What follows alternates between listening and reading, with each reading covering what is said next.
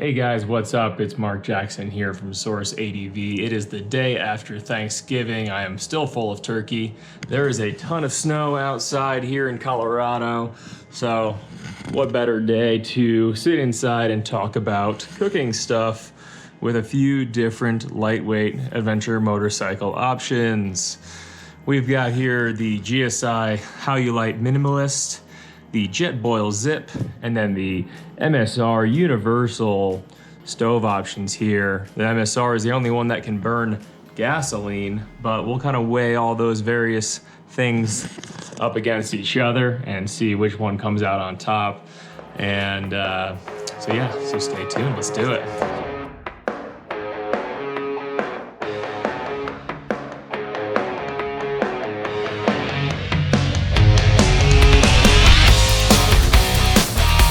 So if you've watched any Source ADV videos thus far, you know that we're focused on ultra lightweight adventure bike riding, currently building out the 500EXC ultra lightweight bike. So, not thinking about cooking here with a bunch of oils and, some fresh bell peppers or anything. At the end of the day, we're talking about leveraging some of these Mountain House freeze-dried meals and the Starbucks or whatever instant coffee packets. That's not a promotion, I just like this type of instant coffee.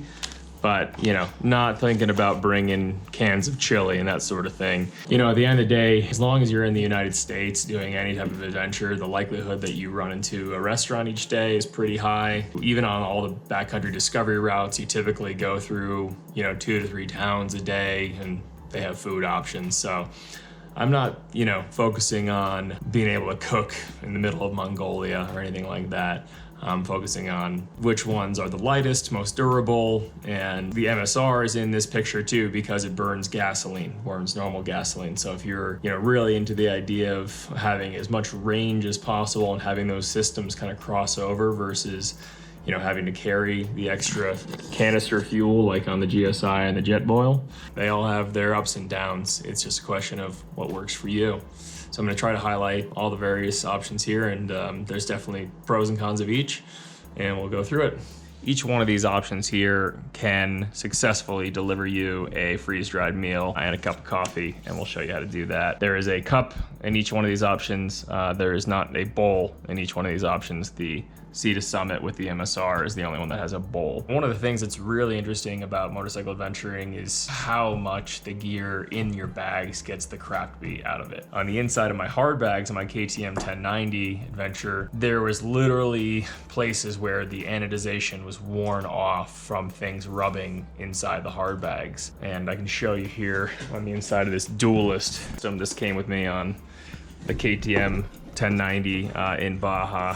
You can see here on the top of this canister, it's actually worn down from where the stove was sitting on it. So the stove sits on it like that. You can see that the inside of this canister, all the coating is worn off. Durability with a lot of vibration and a lot of hits and bounces is definitely going to come into play here and be a major factor. So I'll give you guys as much insight there on each one of these options too. My bike, the 500EXC ultra lightweight adventure bike, has the Moscow Reckless 40 rackless luggage system. So space is at a premium. So clearly the GSI Minimalist is a great option because of its volume and durability and just how self-contained it all is. Probably recommend getting a big rubber band to wrap around the GSI Minimalist, even though it's my winter. It would be smart to have that so that it doesn't pop off and you find yourself with 5 different things inside your bags, which would be not cool. Canister stove, very straightforward to use and very simple, right? You've got a pressurized canister. You essentially just turn the stove on, put a lighter up to it, and boom, you've got a very nice clean flame, and you can control the size of that flame very easily. It's already up to temperature very quickly. And when you're done with it, just turn it off, and very simply, it's gonna be just cooled down. There's no residue, there's nothing like that. It's a very easy process. And like I said too, there's just very little to these stoves. They're extremely durable. There's not a lot of stuff that hangs off, especially the GSI Pinnacle stove. The little lever goes right up underneath the stove and it kind of stays out of the way so it doesn't get hurt when it's getting bashed around. So canister stove, incredibly simple. Another thing to consider with the canister stove is like, you're like, okay, but with the gas stove, I have unlimited fuel, right? Essentially, you're carrying extra fuel, you have fuel in your bike. But effectively, what you end up doing is, potentially carrying more fuel than you need. Depends on the range of your bike. If your range of your bike is totally fine, you actually don't need that much extra fuel. Like my KTM 500XE with the 4.5 gallon tank has a pretty darn good range. And at the end of the day, the extra volume for the MSR Universal stove to burn gasoline, the extra volume of that stove and the extra weight of all the different things doesn't make up for the ability to burn gasoline over a canister. So unless you're doing long multi-day adventures, my choice here is definitely with the Minimalist, the Halulite Minimalist. It's just such a great self-contained unit. I put a rubber band around it just to make sure that doesn't come off. It weighs close to nothing. I think it's right around 1 pound, 4 ounces, versus this setup that's just has a lot going on and a lot of potential failure points. It doesn't get much better than that, right? So like, you just have those two things right there and you've got a meal as long as you've got some water, and a lighter. Not too hard, right? So let's talk about the MSR Universal stove. Really cool in some ways, right? You can burn white gas in it. You can burn unleaded motorcycle gas in it, so you can never worry about having enough gas. There's a little adapter in the bag that allows you to burn canister fuel out of it too. You actually have to change the jet for each one of these gas types. I just leave the jet in there for the gasoline on the motorcycle. Using an MSR fuel bottle, I leave the unleaded gasoline jet in there. I'm sure it burns nicer with white gas or a canister stove. It probably burns a lot cleaner, but the attraction is definitely that you don't have to carry a different type of fuel. One of the things to consider, is that the MSR Universal has a really tried and true pedigree. It's basically the same stove that they've had for decades with some slight modifications. It is serviceable at you get all of it. It's very straightforward. But I mean, still way more complicated than the canister stove, right? The thing that I really don't like about the MSR Universal stove is that you do have a lot more things to break. You have this pump mechanism that's made of plastic. You have this tube that comes off the side of the stove that can be broken off in a crash. The stove itself is not contained in anything other than a nylon satchel. So unless you plan on keeping it somewhere that can be completely impervious to crashing, it's at risk for sure. The other thing that I really don't like about it is that the thing is just absolutely filthy. There's something about burning gasoline in it that it just creates this like black ook all over it. You have to use this priming cup and that makes this giant ball of black smoke, and it's just a filthy process. It's hard to clean. You're gonna have black hands afterwards. With the canister stove, you really don't even have to touch anything and nothing even gets close to dirty.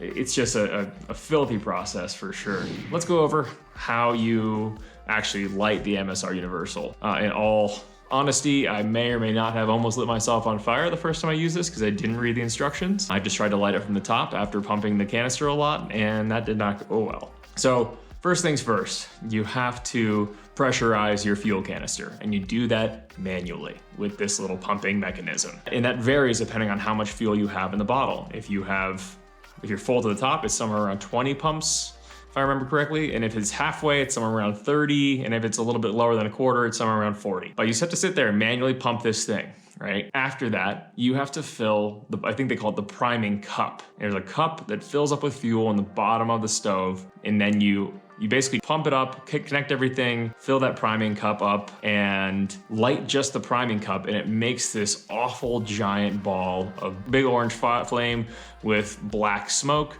and you have to sit there and let it burn down for anywhere from 1 to 3 minutes. After that, the stove is heated up, the tube is pressurized, and you can very slowly turn it on, but even when that's done, a lot of times you'll still have like flames kind of coming off the sides, that sort of thing. It's kind of crazy. The fun doesn't stop there though, right? Now you got the stove going. It takes a fair amount of time for it to kind of like run efficiently. I'd say like about a minute, right? So you get it running efficiently, you get a nice blue flame, it looks great. It actually does boil water really fast. It's got a very, very strong burner, but you go to shut it off. You shut it off and you look at the thing, and like I said earlier, it is just absolutely filthy. It's covered with black soot. It looks disgusting, but that's not the only thing. Another fun part is that you have to release the pressure from the bottle that you just pressurized. The instructions actually say, slowly unturn the pump from the canister and just look away, because the thing is about to spray gasoline everywhere. It's a fine mist, but it definitely sprays gasoline. So that's really fun. So as you can probably tell, or unless I was doing an around the world type trip where having a lot of extra fuel really mattered, in shredding as much unnecessary weight as possible, and also having a very reliable stove system, there's just not a lot of reasons why you'd want to use the MSR Universal. It ends up being more volume, it ends up being heavier, it ends up being way dirtier. It just seems like there's a lot more things to break. And yeah, it's just not a great system unless you, like I said, unless you need to be going everywhere around the world. So I'm Camp Canister. Whatever way you go there, canister stove, the GSI Minimalist or the GSI Soloist. The new Soloist is really nice because it has a windscreen built into the kit, which is really nice. The Minimalist does not have a windscreen, so you kind of just have to use a pack or you know, something else to shield it from wind if it's a windy day. But yeah, I'm Camp Canister stove, self-contained, super simple. You know, I'm not worried about spilling fuel. I'm not worried about having to find a way to clean up afterwards. Yeah, canister all the way. So, but I think the GSI Pinnacle is a very expensive canister stove. I think it'd be fun to also take a look at some of the cheaper canister stoves. You can find a bunch of them on Amazon for like 19 bucks for the actual stove itself. So maybe down the line here, I'll do a, you know, super budget video about canister stoves and go from there. But yeah, anyways, that's my take. Thank you for tuning in. I'm Mark Jackson. I hope you found this video informative and helped clarify some questions you may have about putting together your adventure kitchen. Feel free to reach out to us at hello@sourceadv or comment here in the video, whatever. Ask me any questions you have, and feel free to make any requests for any other videos. Always interested in knowing what it is you want to see, and I'll make it. All right, ride safe, rubber side down, take care.